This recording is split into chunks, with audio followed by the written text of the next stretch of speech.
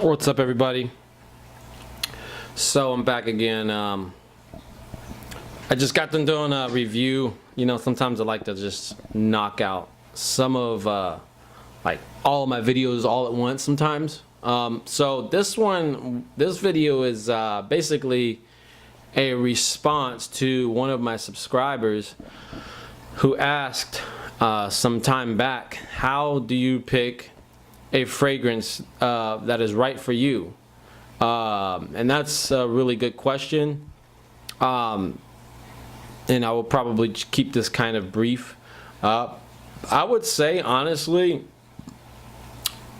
first and foremost, you kind of have to test it out for yourself and see. But I will tell you what I do, and maybe it might kind of give you some ideas on how to figure out which fragrance is right for you. First of all, what I like to do is I will pick out fragrances that I like, that smell good, that I think smell good, and then I will wear them. I'll try them on. When I'm going around like friends and family and stuff like that, I'll wear it around them to see how they react to it.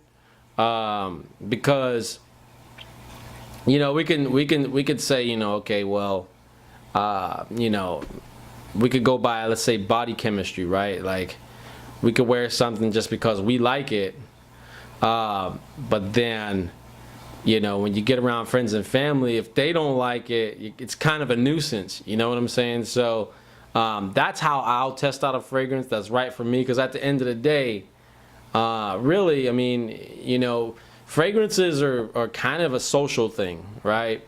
It's something that, if you're going out, to dinner with your wife or your husband, right? It's something that you will wear with them, right?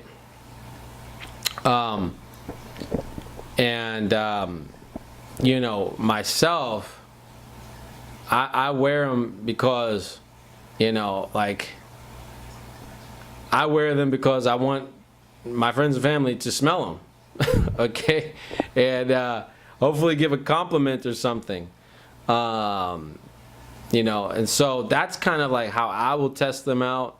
I'll get around friends, I'll get around family, see what they say about it, and a lot of times, like, the way I like to grade a fragrance that is gonna be some of my top picks is, if it's like something where they'll give you a compliment and they'll say, oh wow, what's that, right? And then another level is like, oh wow, what's that? I want some of that. Do you have any of that? Now that is how I grade a #1 pick, at least for myself, at least speaking for myself. If they're asking for it, if it's just more than a compliment and they're actually asking for it, that's how I grade a fragrance, okay?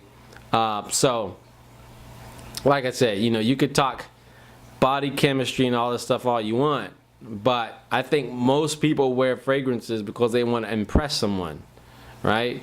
So that's kind of just how I grade them. I'm looking for more than just a compliment. I'm looking for that automatic high impact addiction to the fragrance, right? And I have a list of, if any of you are interested, you can leave a comment down below.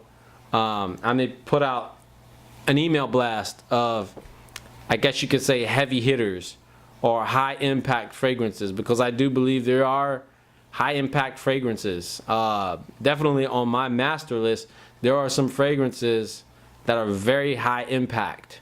Some of the imports are definitely high impact, right?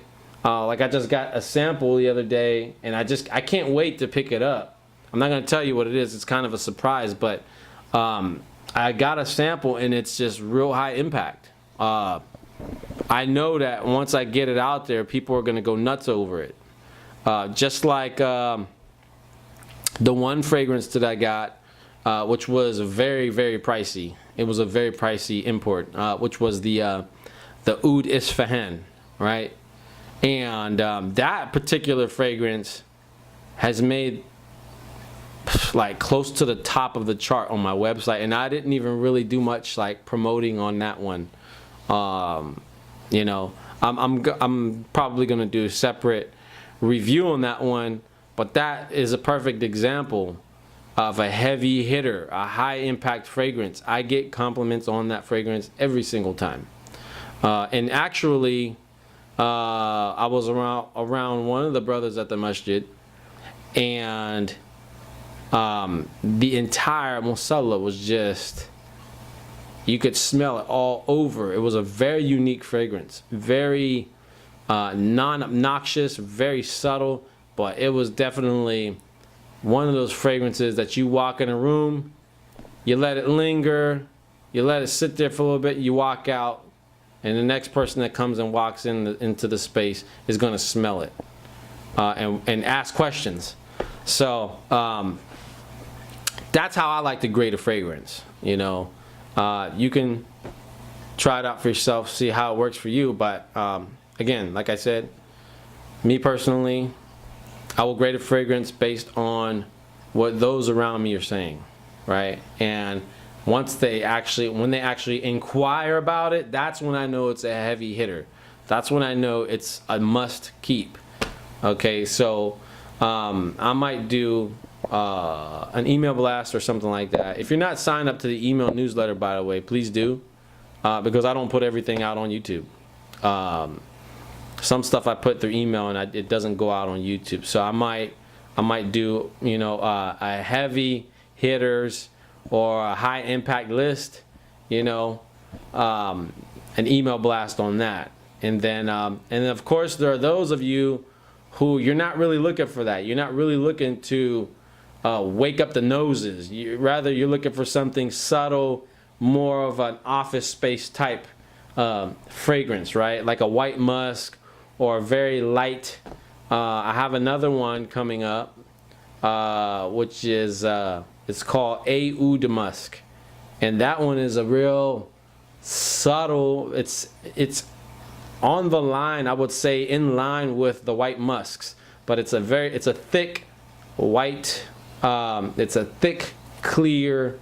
I would probably say along the lines of a white oud. It's not like the Saudi white oud that I have, but it is. It's a very mild, very, very subtle, very white collar, right? Very, you know, office workspace cubicle type.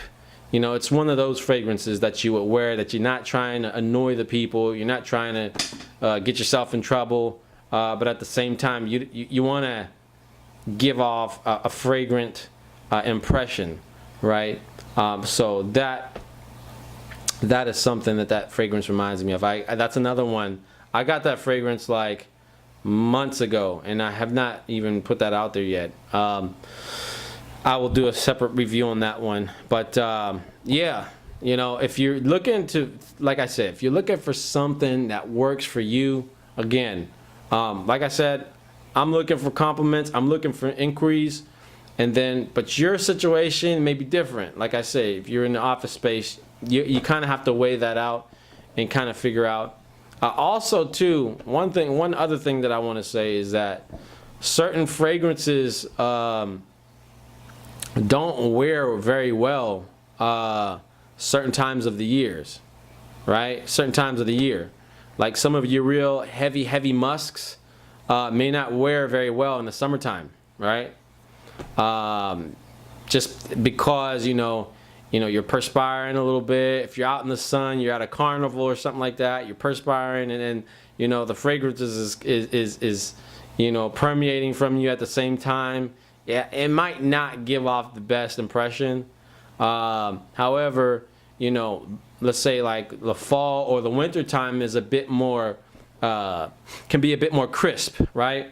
And so the dry down on some of the fragrances may give off a totally different impression when there's no sweat in the equation. Do you understand what I'm saying?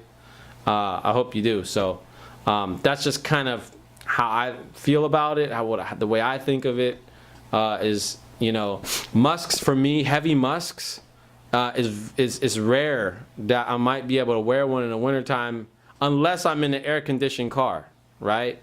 If you're in a car where there's AC, or you're in a building where it's cool. But me personally, with real heavy musks, I don't like to step out in the heat. Okay. Actually, I would say probably Egyptian musk is one of the only ones though that works very well with heat. That Egyptian musk, I would have to say, is the exception to the rule. Egyptian musk works with heat. That's just how it is. And I don't know if it's because it's thick or what, but Egyptian musk works very well with heat.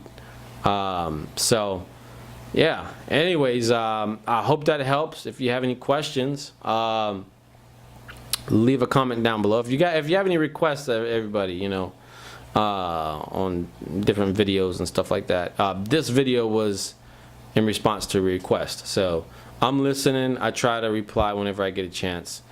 So if this video was helpful, like, subscribe, and share when you get a chance. Take care, everyone. Bye.